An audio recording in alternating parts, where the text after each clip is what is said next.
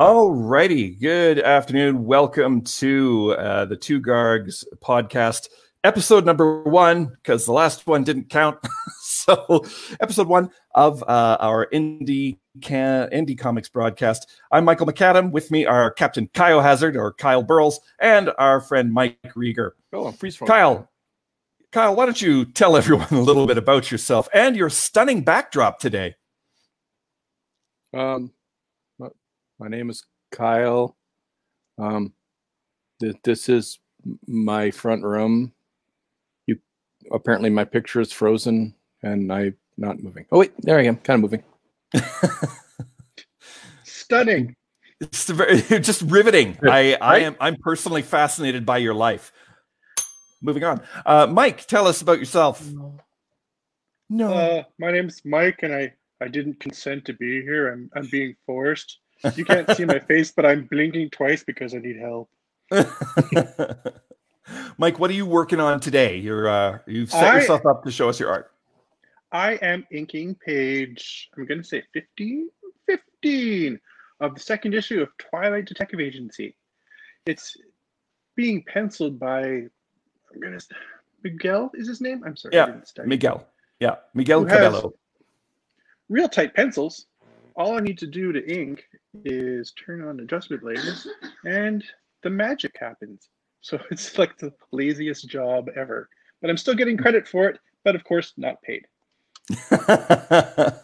and that's, you say of course, but that's par for the indie course. Of course. Of course. I'm Michael McAdam. I'm a writer. I write for Two Gargoyles Comics, and I kind of am Two Gargoyles Comics, along with these fine gentlemen you see with me. We have over 6 separate titles now. One of them is Mike's creation. In fact, the comic he's working on now, Two Gargoyles, is one of our first comics to actually have a spin-off in the form of Two Gargoyles, Twilight Detective Agency Girls Out, which is completely created by Mike. So that's exciting. It's our first non-written by Michael comic, so that's kind of awesome. Actually, no, that's not true. Spanker number 1, which was a spin-off of Diaper Man, was also a complete Mike Rieger creation, and it was the first spin-off and the first non-Michael comic. History and trivia, ladies and gentlemen. And not studying for live podcasts, ladies and gentlemen. This will continue. What I enjoy is studying for live podcasts, like that's a thing. Like you can't. Especially, can you? You can remember people's names. I suppose I could, I guess. I mean, I could have, but I didn't. All right, so what is Two Gargoyles Comics? It's basically a very, very, very small company started by 2 people, me and Mike, because we just wanted to make comics. And we started with Diaper Man. We segued into Twilight Detective Agency, and then we moved on from there and grew and grew and grew. Also, our comics grew. Mike and I both collectively weigh over some pounds. So a number of pounds. Yes. We were going to call the podcast 3 Middle-Aged Fat White Beardos, but we thought it wouldn't fit on the business card. Oh, I think it's taken. It's possibly taken. Are there any other podcasts with fat white guys? I don't think so. You're right, especially not middle-aged fat white guys that have opinions about everything. Privilege, ladies and gentlemen, privilege. All right, so let me see. Two Gargoyles Comics, very small. Oh, and for those of you that keep sending me art portfolios, I'm not really a publisher. I'm just a guy who's publishing his own stuff. So I can't make you famous or rich. Just that's my advisory to you right there. Sorry about that. We're here to network, but not to give work. And that's all about comics. Not getting rich and not getting famous.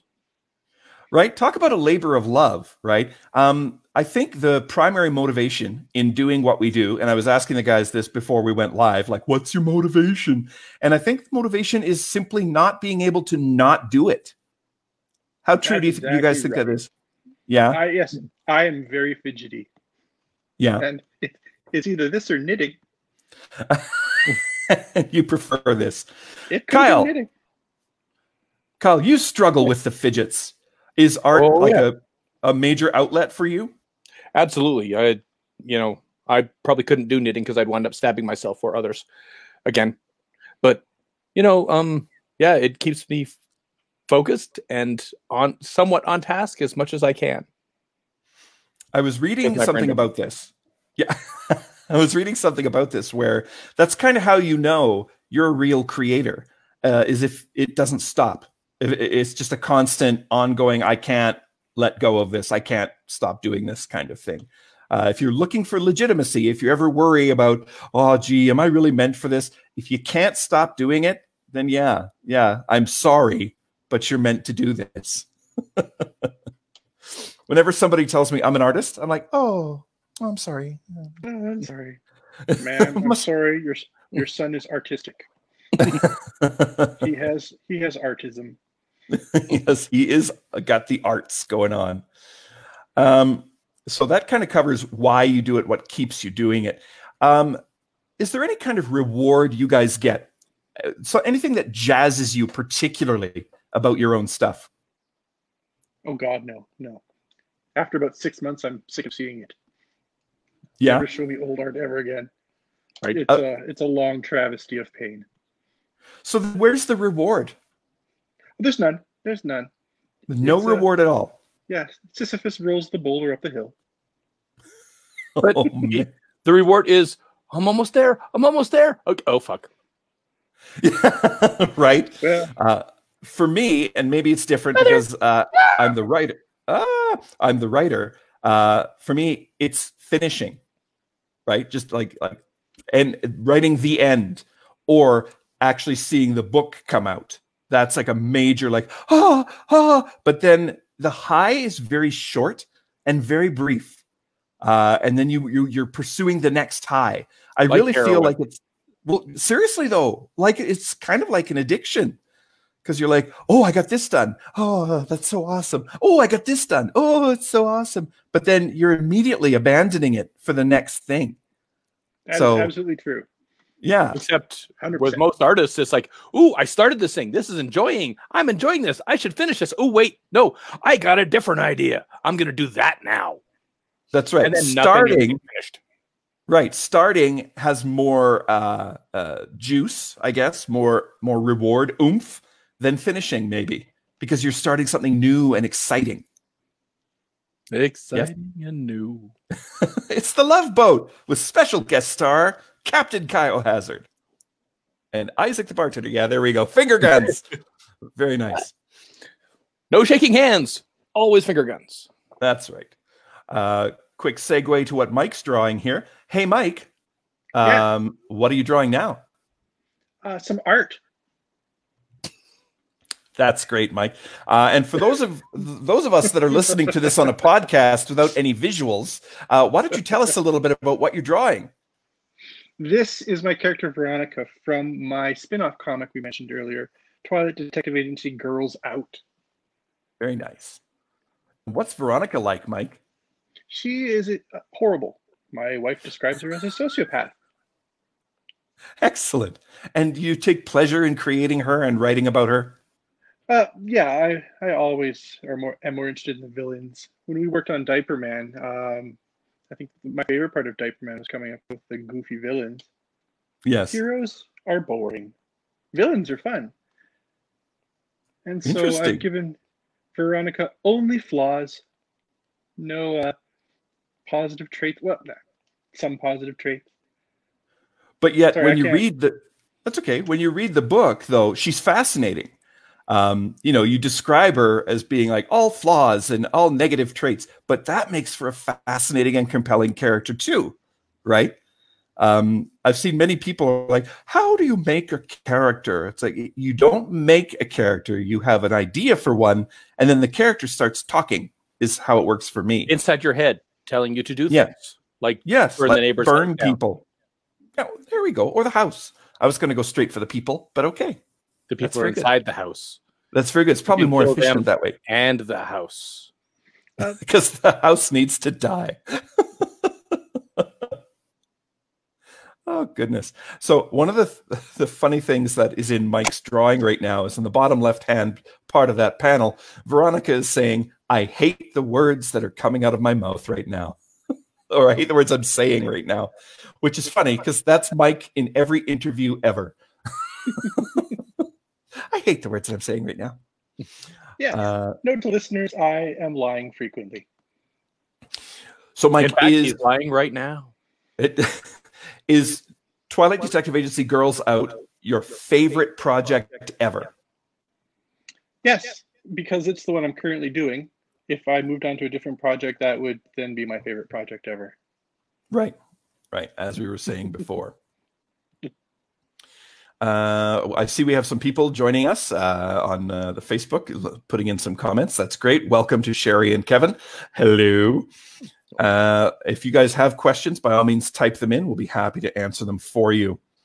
When I'm writing the comics here, I've now gotten into the habit of always sharing the work with Mike and Kyle to get their feedback and views on it. And I cannot recommend this enough. If you're creating something, don't do it in a vacuum. Do not show it to Mike and Kyle.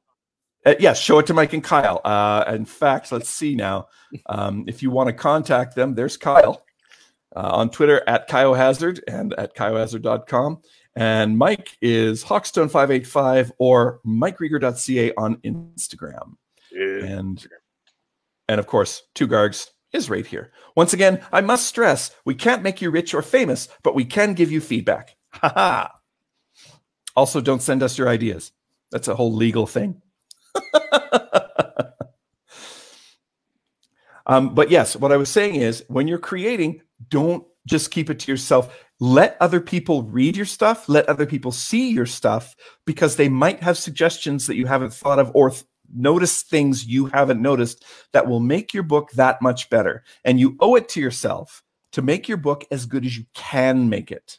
I've seen so many books that have fantastic art and poor spelling, which drives me insane. Ask who's a grammar Nazi? Is it Mike? That's me. Yes, it is. It's like you have used this verb in conjunction with the wrong verb. But that's very helpful, though, because what is the key to comics? They're visual arts. It's communication. Make sure you can communicate effectively the idea you're trying to get across, whether artistically or with your words. Kyle, what have you found when you're working? What have you learned that has helped you the most with your creativity? It's probably always been the same thing. Old television and old movies. Yeah. So that's your inspiration. Oh, yeah. Yes. Kyle is like the captain of the 70s, you guys. He knows everything about 70s trivia. All of it. It's crazy. And that's your inspiration. I've also noticed, just from watching you work, Kyle, you're really good at adapting to new technology. And, you know, like I remember the days when you had, was it a Dell or an HP computer? I had an HP first, and then I went to Dell. Yes. Both were absolute hell. Yes. Losing work and glitches after glitches. And then you upgraded to a Mac, and now you're on a MacBook Pro? MacBook Pro, yeah. Or my iPad Pro. I have both now. Oh, all my illustration is done on my iPad Pro, and all the finishing work is done on my MacBook Pro. Tell the people what apps do you use? I almost entirely use Procreate and Photoshop. Alrighty. Mike, same question. I see, are you working on an iPad Pro right now? I am. My pride and joy. Excellent. I will probably actually not get another MacBook Pro when my current one packs it in because this iPad has really taken over the lifting for all of my creative stuff. The one thing it can't do is InDesign, like it can't lay out a comic yet. But apart from that, it has really just taken over the entire front to back of the comics production. The app I'm working on right now is called Art Studio. It's pretty much a Photoshop equivalent. It's got layers and adjustment layers and things like that. And that's what I'm using for inking up this page of Twilight Detective Agency.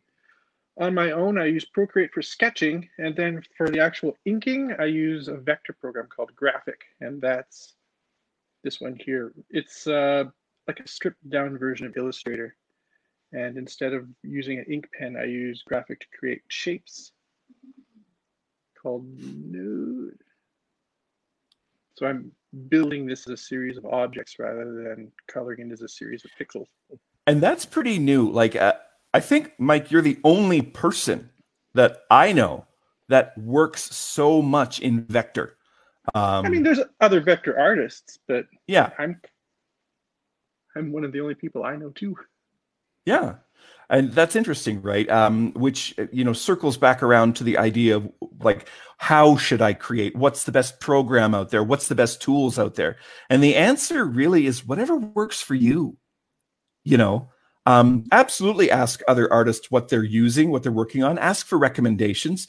But when you're creating your stuff, at the end of the day, can you use it efficiently? Does it get in the way or does it help your creativity? These are the questions that really matter, not what brand name are you using or, what app or whatever. And if you guys disagree, by all means, jump in at any time. Because I'm the writer. So long as it saves my text, I don't really care. I actually use Google Docs for everything, because then I just share it with the artist and like there. And if they have questions or they have notes, you can put it right in the Google Doc and I'll see them. Although some people edit my Google Doc without asking me and just change my lines. Probably did. That was directed at Mike. You can't tell. It does save edits. I didn't know that the first time. Google Doc is non-destructive. Yeah, I remember you yelled at me. I'm like, just go back and undo the changes. And then you didn't know what I was talking about. Yeah, I didn't know. I thought he had... I thought you had changed savage, my whole angry script. Tears. And I'm like, just back up. I don't know how. Of the three of us, Mike is usually the technical wizard. And it's usually through him that we find out about new things. Although Kyle has interesting spasms of forward motion that I find very inspiring as well. I am usually the person that will not change unless I absolutely have to, because things always break. And I just want to keep creating. So I'm a little afraid of change. How long did you letter comics in Photoshop while I streamed at you? Oh my God. Years. Oh my God. I had learned how to letter and make word balloons in Photoshop. So I lettered comics in Photoshop, which, in case you didn't know, means once you've placed that word balloon, you're done. Like you can't edit it anymore. If you want to change your font size, if you want to make a word bold or italicized, you have to redo the whole thing. InDesign is what I use now for comics layout, and actually all the layout for all the Tugargs projects uses InDesign. I lay in the art and then just add letters and whatnot over top of it, and it's wonderful. Some people use Illustrator. I prefer InDesign. It does the same thing in terms of vectored letters. So your letters are always going to be crisp and clear. But the libraries, the ability for it to remember your fonts and the way you like them for a given comic is huge.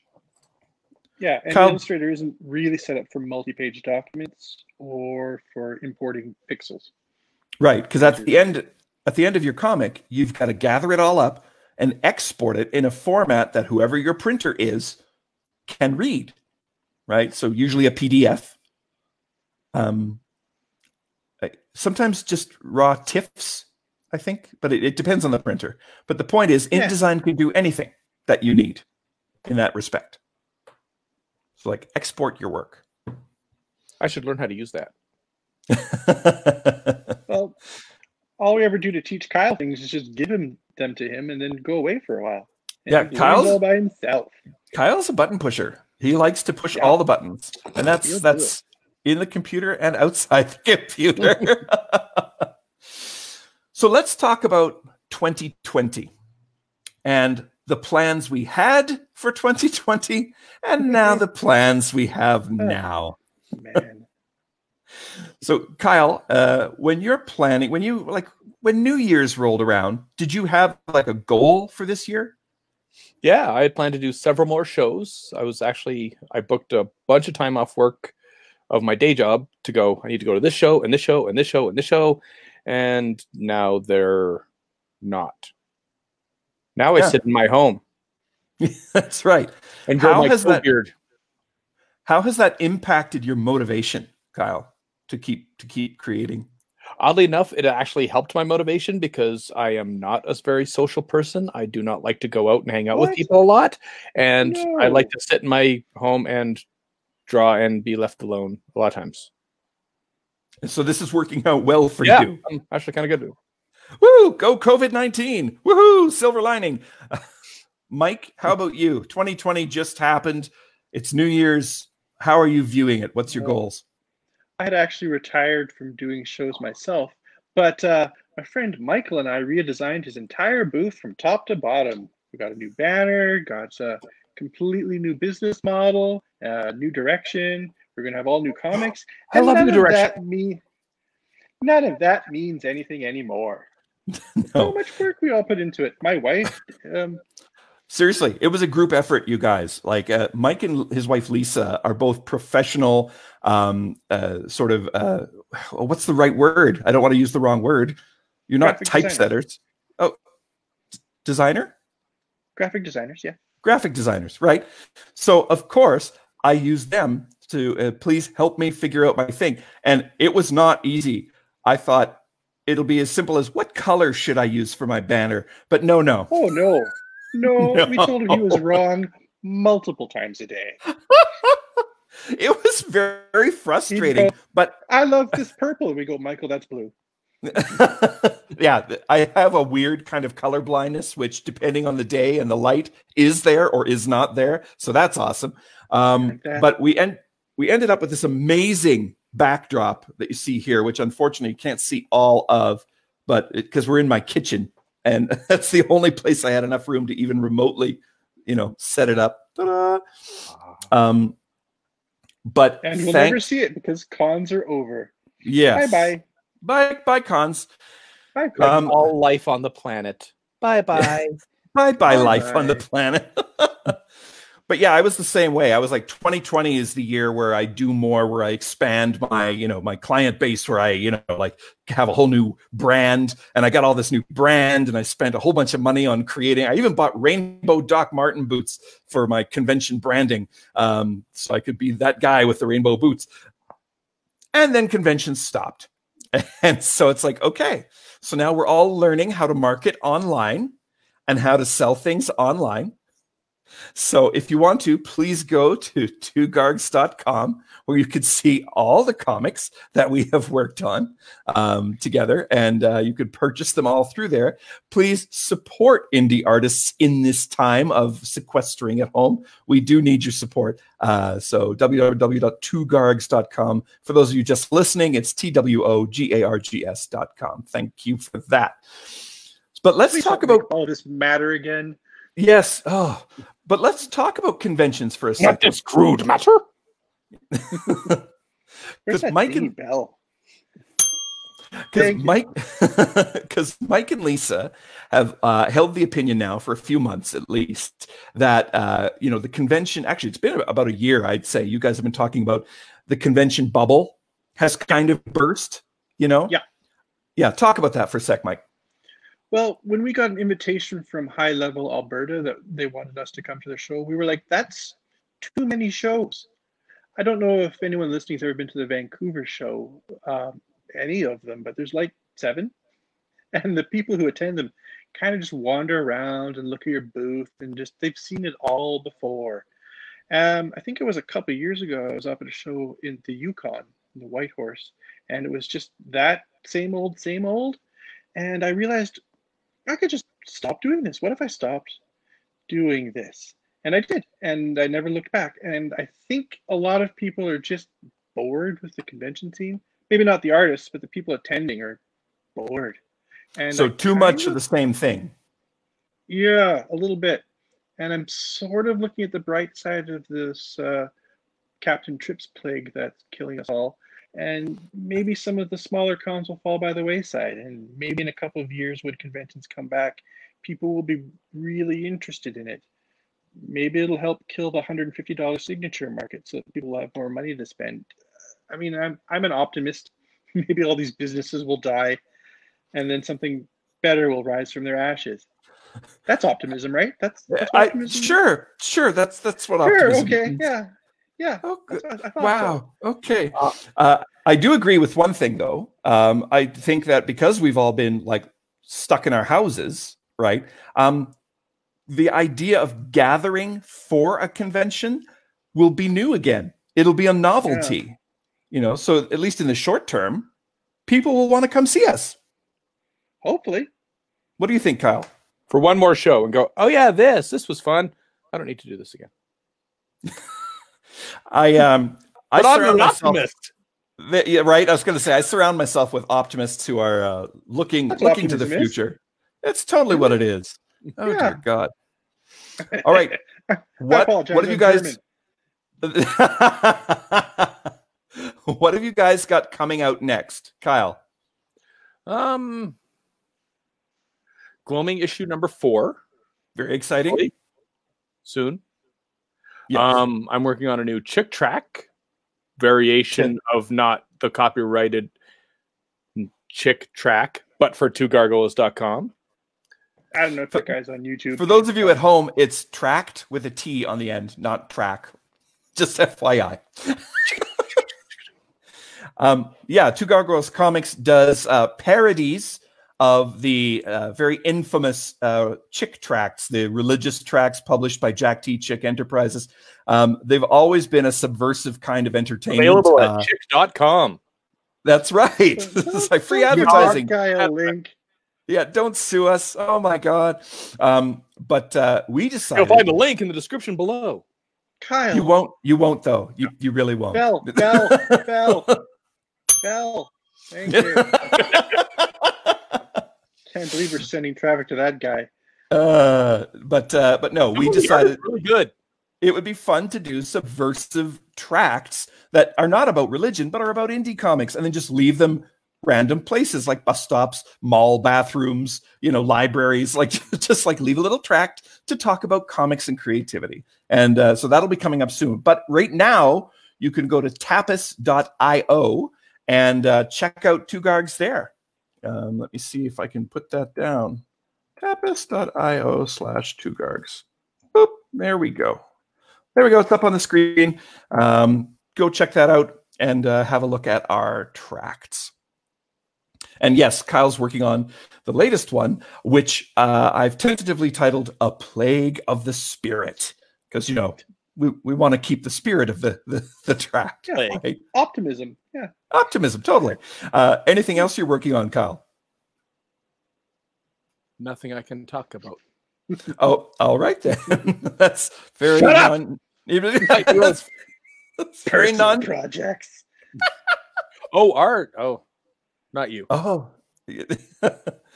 Mike, what have you got coming out next? Well, my first comic will come out someday when we have conventions again. That was the worst that I finished it, and now I can't show it to anyone. It is available digitally, though, isn't it? Yeah, no one cares about that. Fortunately, But optimism. Because of the quarantine, the second issue of my comic, which I had planned to finish around August, is now only about 9 pages away from completion. So that's going to not come out where anyone can see it in a few months. Mike's first comic is available on Comixology. If you go to Comixology.com and type in Two Gargoyles Comics, all the comics are there. By all means, go check it out. Jeez. Optimism. For me, what's coming out? This is the part of Two Gargs that you're good at. Yeah. I hate all my art that just came out. I can't stand it, in fact. Don't look at it. Don't. Don't stop. I'm crying. So what's coming out for me is Spectrum #2, the second issue of our LGBT superhero comic with the art done by Jeremy Thew and written by myself. We're going to be kickstartering that close to the end of the month here, so please watch for that on Instagram, Twitter, and Facebook. I'm also always writing more stuff. The Magical Mr. Punch is being colored right now, and there will be a Kickstarter for that later on in the year. And yeah, so those are the two big projects that I'm talking about right now.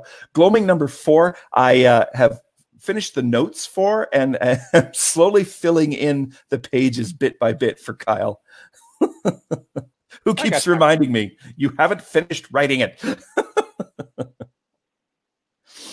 So, do you guys have anything to say before we say farewell today? For audio viewers, you can't tell, but I'm trying to indicate to Michael that Twilight Detective Agency issue number 2.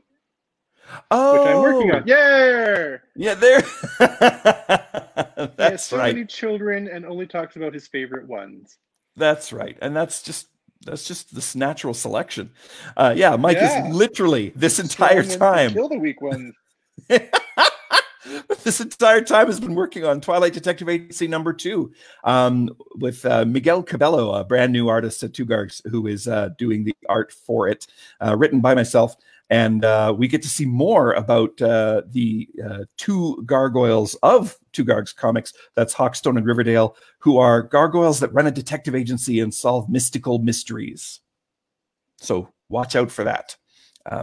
We kickstartering that too, because we're poor. And that's how you can support indie artists, ladies and gentlemen. Last words, guys. Inspirational quotes, warnings, dire warnings, thoughts. Don't make our mistakes, everyone. Learn to play a sport. There are no sports on TV. There are no sports. There's no hope for anyone now. No, we won. We won. The nerds won. Woo! We really will inherit the earth. That's a huge bonus, I think. Alrighty. Well, everyone, this is Michael McAdam on behalf of Captain Kyo Hazard and Mike Rieger. We are going to sign off for today. Thanks very much for joining us, and watch for our next broadcast of the Two Gargoyles Comics podcast.